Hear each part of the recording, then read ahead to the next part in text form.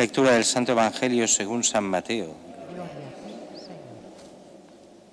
En aquel tiempo los fariseos, al oír que Jesús había hecho callar a los saduceos, se reunieron en un lugar y uno de ellos, un doctor de la ley, le preguntó para ponerlo a prueba: Maestro, ¿cuál es el mandamiento principal de la ley? Él le dijo: Amarás al Señor tu Dios con todo tu corazón, con toda tu alma, con toda tu mente. Este mandamiento es el principal y primero. El segundo es semejante a él: amarás a tu prójimo como a ti mismo. En estos dos mandamientos se sostienen toda la ley y los profetas. Palabra del Señor. Gloria a ti, Señor Jesús.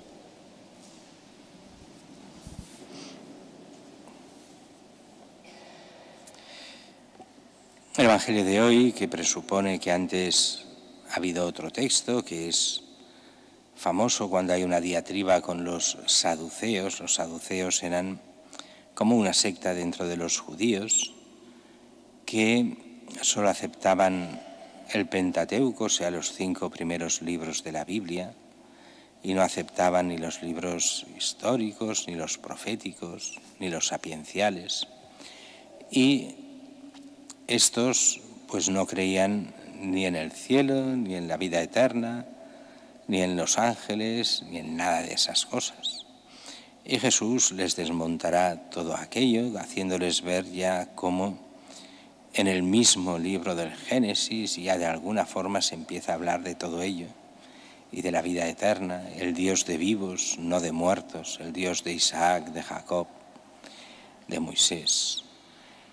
Y entonces lo ven los fariseos, que eran, entre comillas, enemigos. No eran enemigos reales, eran,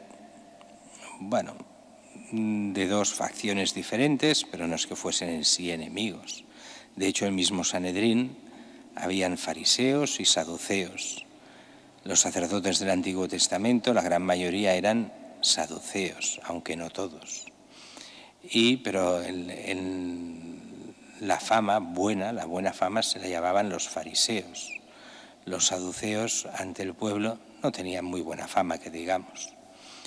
Y entonces lo que hacen, viene este fariseo que ha oído todo esto y quiere probar a Jesús.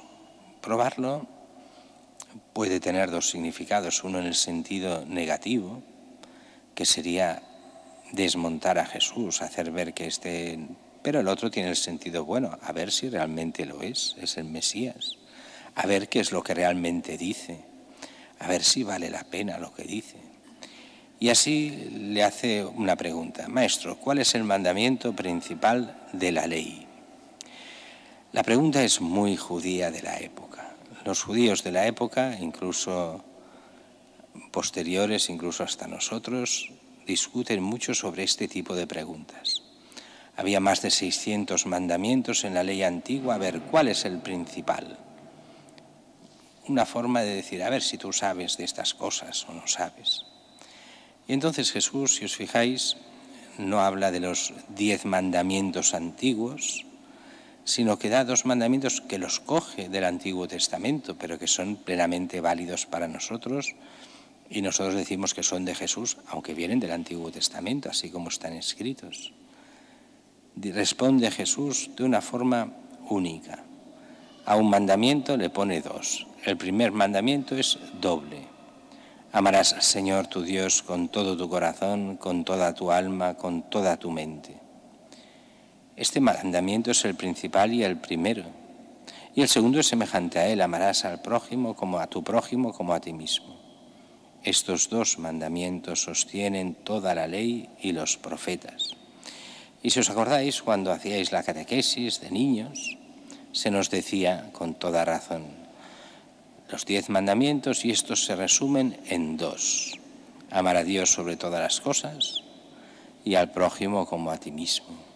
Y se decía también, veis, los 10 mandamientos, el decálogo, son como 2 tablas. La primera, el amar a Dios; la segunda, del amar al prójimo. Todo eso es verdad, pero fijaros bien, nos dice que el mandamiento es amar a Dios, y eso desmonta toda esta mentalidad falsamente moderna que dice, bueno, yo no tengo que hacer nada, yo soy creyente, ya está, yo creo. ¿Qué quiere decir creyente para esa persona que dice así? No, que algo debe existir. Y yo con eso ya cumplo. Dices, oye, perdona, el primer mandamiento, si fuéramos con los judíos, diría, no tendrás otro Dios fuera de mí. O sea, no tendrás ídolos, aceptarás solo al Dios de Israel, no tendrás ídolos ni teóricos ni materiales. Pero es que lo que enseña Jesús no es nada de eso. Enseña que a Dios hay que amarlo. Y para eso Dios se ha hecho hombre, para que, haciéndose humano, siendo verdadero Dios y verdadero hombre, pueda ser amado por nosotros y ser conocido. Y Él se ha hecho palabra de Dios para nosotros, para que lo conozcamos, lo amemos. Por eso todos aquellos que dicen, sí, algo debe haber, yo creo en algo, en realidad no son creyentes, son agnósticos. Son gente que no cree, pero que tiene una certeza de que de algo debe haber, pero no cree. El creer, en el sentido bíblico, lleva a la acción, lleva al amor de aquel que se cree, a quien se cree. Y nosotros somos creyentes, en Dios faltaría más, pero que se hace hombre en Cristo. Por eso el cristiano ha de conocer y sobre todo amar a Cristo, pero conocer lo que enseña, llevar a la práctica aquello que enseña. Si no, no somos cristianos. Seremos lo que queráis, agnósticos, no creyentes, de apariencia cristiana, lo que vosotros queráis, pero no creyentes. Y es curioso que después de este primer mandamiento, que no es creo así en algo, sino amo a Dios y a Dios que se ha hecho hombre en Cristo, el segundo es amar al prójimo como a ti mismo. Claro, eso cuesta, bueno, tanto uno como la otra no son nada fáciles y siempre estaremos en déficit. Nunca amaremos a Dios como merece y casi nunca seremos capaces de amar al prójimo como enseña el Evangelio. ¿Por qué lo enseña así? Para entender el amor al prójimo hemos de meternos en la mentalidad judía. La mentalidad judía venía a decir, el prójimo, hay que ser justos, pero simplemente un sentido de justicia. Tratarlo justamente. ¿Y justamente qué quería decir? No hacerle injusticias. La ley manda algunas cosas, pues cumplirlas y ya está. Y tratar al otro que verlo como un posible enemigo. Con lo cual, cuidado con el prójimo. No le hemos de hacer daño, pero cuidado. La mentalidad del Evangelio es muy diferente. La mentalidad es darse cuenta, y eso ya empezaba en el Antiguo Testamento, lo que pasa es que no lo aplicaban casi nunca, como a veces nos cuesta también a nosotros. Se nos pide ponernos en el lugar del otro, darnos cuenta que el otro es amado por Dios. En la mentalidad judía solo se refería al pueblo de Israel, a los que son suyos, a los que están con ellos. Nosotros sabemos que esto va más allá. Darnos cuenta del sufrimiento de los demás, de las necesidades de los demás, del bien que hay que hacer a los demás, de los problemas de los demás. Y entonces, amar al prójimo es, sobre todo, querer el bien del otro. Pero no el bien que él quiera, esto es un error muy común, sino el bien que Dios quiere para el otro. Porque si fuera solo el bien que quiere el otro, iríamos mal. Sería hacer pequeños monstruos, cada uno quiere lo que le da la gana, sino buscar el bien de verdad a los otros. Y uno empieza a ver todos los mandamientos y están en esto. En todos los mandamientos vamos viendo que entra el amor a Dios y al prójimo, el hacer el bien y el rechazar el mal, y este bien y este mal que nos enseña el Evangelio. Porque a priori no es cristiano simplemente el rechazar el mal y hacer el bien. Sobre el papel todas las religiones lo tienen, ese es el principio básico de moralidad. Incluso los ateos tendrían que tener este principio, hacer el bien y no hacer el mal, rechazar el mal. El problema es qué es el bien, qué es el mal. Y en ese momento es cuando nos damos cuenta que es el mismo Evangelio, es Jesús mismo que nos va enseñando el camino del bien, que lleva a la felicidad eterna, que lleva a la salvación, el camino del mal, que es el rechazo a Dios, el rechazo al bien de verdad. Y eso hoy la gente le cuesta entender porque se está haciendo ese doble juego. Para el cristiano sabe bien, o debería saberlo, con el Evangelio y la enseñanza de la Iglesia dónde está el bien. Pero el mundo te está diciendo justo lo contrario. No, no. Todo lo que salga del Evangelio y de lo que enseña la Iglesia, eso es malo. Y todo lo que sea fruto del libertinaje de cada uno, eso es bueno. Menos una cosa, que siempre es mala, no pagar impuestos. En todo lo demás haz lo que te dé la gana.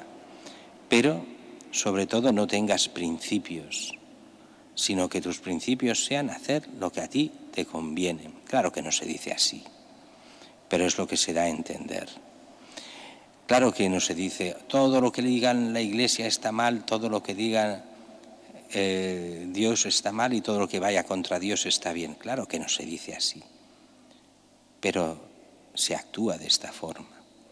Se actúa en las leyes, se actúa en los principios generales, se actúa como diciendo, el hombre vale por sí mismo, Dios ha de estar fuera de esta sociedad.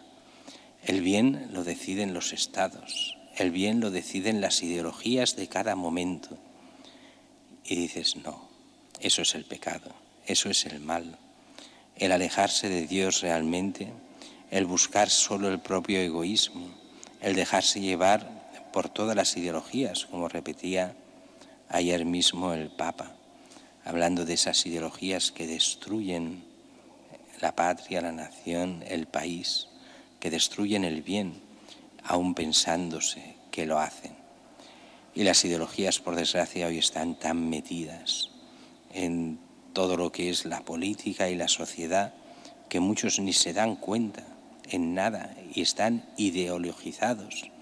Y desde hace tantos años con esos falsos principios que nos vienen y que nos bombardean todos los días, que al final muchos cristianos tienen ideologías anticristianas sin darse ni cuenta.